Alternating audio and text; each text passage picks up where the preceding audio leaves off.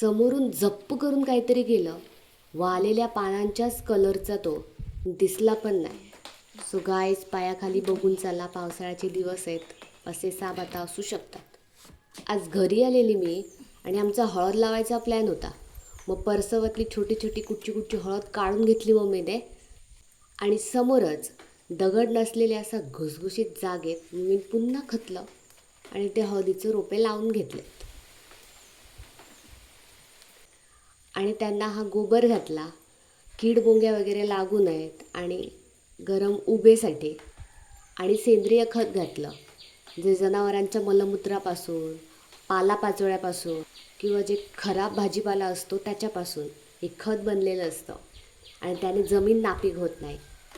शक्यतो अशा पोल्युशनच्या आणि केमिकल्सच्या काळात अशी खतं यूज करावीत. ते आपल्यासाठी पण चांगलं असतं आणि झाडांसाठी पण. आणि मुख्य म्हणजे आज पाऊस नव्हता. चांगलंच दिलं पावसाने आम्हाला हळद लावायला. अजूनपर्यंत आम्ही हळद तरी लावली. तुम्ही काय काय लावताय मिरगाक नक्की सांगा.